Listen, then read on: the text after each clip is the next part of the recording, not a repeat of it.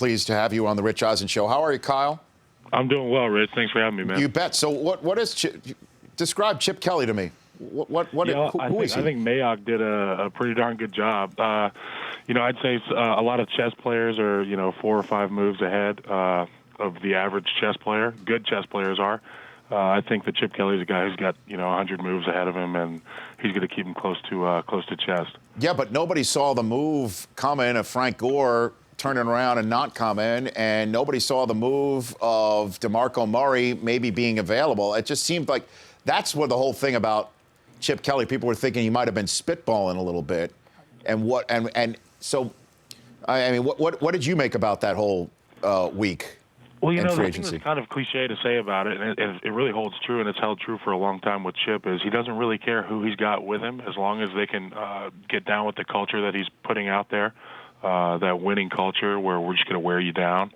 And you see that in a lot of his games and his game plans. Teams just get worn out, and it's almost as if his teams have prepared harder and studied longer or whatever it may be. Their teams are always ready to roll, and Chip does a great job of that. Why did you want to go play for him?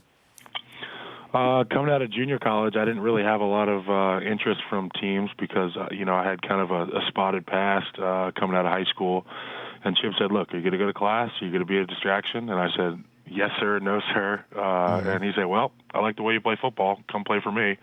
So any opportunity to wear those jerseys and play at Autzen Stadium, I'd jump at the opportunity. Kyle Long, former Oregon Duck, although once a Duck, always a Duck, I'm sure you'd say, now with the Chicago Bears, joining me here on the Rich Eisen Show. So Marcus Mariota, tell me what type of leader he can be in the NFL based on your knowledge playing with him. Well, I only had the pleasure of playing with Marcus for 1 year at Oregon. It was my final year there and his first year as a starter. And, I thought he did a tremendous job. Obviously, I'm an Oregon homer, and, I think he's probably one of the best guys coming out of the draft. I think he's an exceptional talent on the field, and he's, even better person. I think he embodies everything that he's the Hawaiian spirit personified, kind of laid back, and he's always got his, laid back persona on. But you get him on the field, he's a killer, man. He's a heck of a player and a great teammate and a competitor. Well, but you're there in Chicago. You see what it's like, media, fan interest, big city, what it means to have to face the paparazzi and hear about it, radio stations, television, newspaper, online, Twitter. A lot of people think that his demeanor would not suit a big city atmosphere, certainly with the Jets sitting there at 6, Washington maybe at 5. What do you think about that supposition in regards to Marcus Mariota, Kyle Long? Well, the thing about the NFL that people fail to realize a lot is we're in the entertainment business. We're entertainers, and people get a little bit uneasy when a guy's not entertaining. He could have, staggering numbers. He could be a heck of a talent and, a great football player. But if they're not in the media, if they're not, in the public's eye all the time, then people seem to have an issue with that. And that doesn't always hold true. It's all about what you do in the locker room, what you do on the field on Sundays. So what is Jay Cutler's thoughts on being an entertainer, Kyle? What do you think? Jay's definitely unique. He's a great friend of mine, and he's obviously my quarterback. He fights for us every day. He's one of the hardest working guys I know, but he's not a guy that's going to put it out there on Instagram. You won't see his workout of the day on Instagram, but he's definitely getting it in somewhere. Yeah, but he doesn't put anything out there, Kyle, right? He's got to hear the fact that people think he doesn't care. Right, Kyle? I really feel like Jay is one of the best guys I've ever heard, aside from my dad, who doesn't even know what Twitter or Instagram is. Right. At blocking it out and just focusing on the task at hand. He's family, football, and faith. The guy is, he's really true to what he cares about. But the people don't know what he cares about, Kyle. Right? You've heard it. You're locked in. You hear this stuff, and I know he tunes it out. But at some point, fans want to see it, Kyle. And I'm wondering what he thinks of that if you get him in a room and put him sat right down, what he would say in response to that. Would you perhaps give voice to that, Kyle? I think Jay's such a smart guy. He doesn't really worry about the things that people are saying, and he's more concerned about how we're going to fix the problems at hand and how we're going to go about winning football games. Obviously, we haven't had a tremendous past 2 years as a team, and it's a team game. There's 53 guys on game day, and we all have to pitch in. So we all have to do a better job of putting us in a position to win. And I think Jay's the guy for that job, and Jay's the guy to get things turned around here in Chicago. Kyle, along with me here on the Rich Eisen Show. Did anybody in that locker room have issues with Brandon Marshall jetting off to New Jersey and doing a television show in the middle of the week last year? Brandon's his own man. We all have decisions we have to make, and I know that he's planning on getting involved, being part of the media when he's finished playing, and more power to him. I think he's a really bright guy and he's really talented. Obviously, he's got a $1 billion smile. Some people have the $1 million smile. Nice. He's got the $1 billion smile. Yes, he does. You can't say no to Brandon. He doesn't take no for an answer. He's a great guy. He works his tail off, and obviously another guy who's a heck of a competitor, a ferocious competitor on Sundays. So if he wants to do a TV show, I think it'll probably be best for him to be closer to the city that he'd be working in. Well, that's what he's doing right now. And before I turn the page with you, why didn't it work the last couple of years in Chicago? If you could put a fine point on it, Kyle.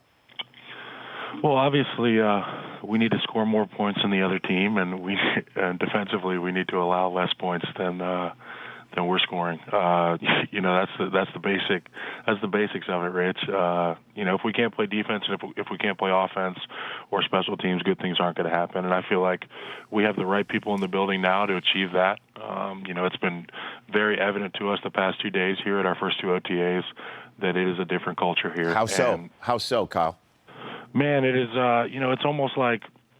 You don't feel like the guys that we're playing for now are just older versions of us. They understand what we're going through. Huh. They have, they have empathy towards us. We're going to be in the building, but they know what having a family's like when you're playing. They know what having a girlfriend's like or being single's like for some guys. And I think they do a great job of balancing work and your life outside of football. And also, they're football guys. They're crazy about it. I'm in there in the weight room today, and John Fox is hitting bicep curls next to me. He's talking smack, telling me to put weight on the bar. So, I think we got the right guys in the building. What was he curling? What is it, 20s, 25s? What was he doing, Kyle? I'm going to give him the benefit of the doubt and say he was curling some 50s. Yeah, boy. Wow, Fox doing 50. Come on, Kyle. Let's be honest. This is after his cardio workout. Well, look, he's got the new ticker. We know that.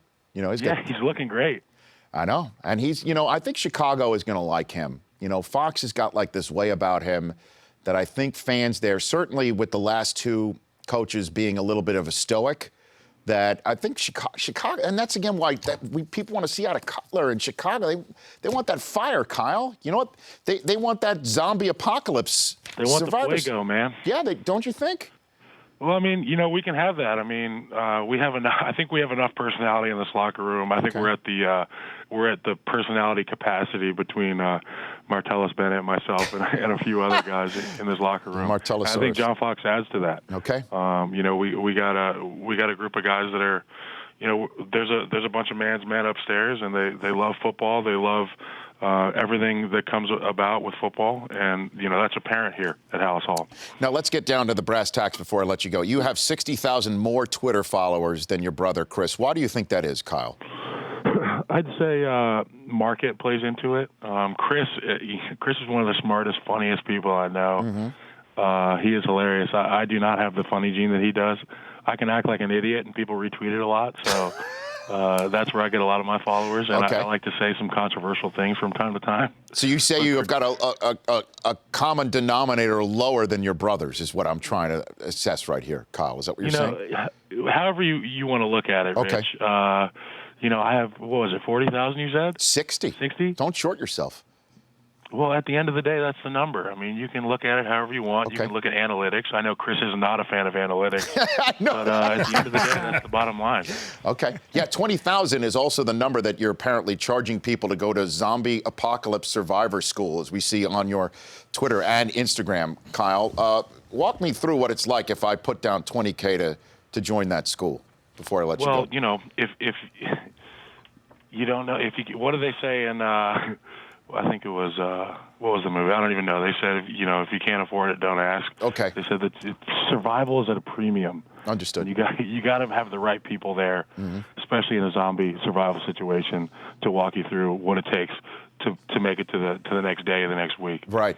barrel rolls and throwing spears are sort of the basics. Barrel though. rolls are a key component in it. And, if you want to sign up, Rich, we can probably get you a deal. Okay. Put you in the 16.5 range probably. Oh, thank you, Kyle. But, I think you can handle it. You're all over the place. I appreciate that. Thank you. Last question. Walking Dead or Game of Thrones? You got a choice to I'm do a Game one. of Thrones guy. Who's your favorite? Jon Snow. Jon Snow. So you'd be on the wall, Kyle, if I give you a choice? I'd be on the wall. I'd be outside the wall. I'd be hunting those woolly mammoths and giants, man. So you're a Jon Snow guy. What about the Mother of Dragons, Kyle? Oh, Khaleesi. I'm a fan of Khaleesi. You know, there's some things that bother me about her, but What? I found out that I'll never understand women. So Khaleesi, she obviously holds a lot of power, and she's got the dragons. So Khaleesi's at the end perfect. of the day, she's got the trump card. You don't think she's perfect? Khaleesi's perfect, Kyle. She's like No, my mother is perfect. Good answer. How dare you trump me like that? I've got a wife too. Mrs. Eisen calling in hour 3. Oh, We know Susie's this. going to be pissed also. All right, Kyle. Thanks for making me look bad. I appreciate it. Sorry, Rich. Thanks for having me, man. You bet. I'll look forward to the next time. Thanks for calling in. The Rich Eisen Show, weekdays at noon Eastern. On Audience.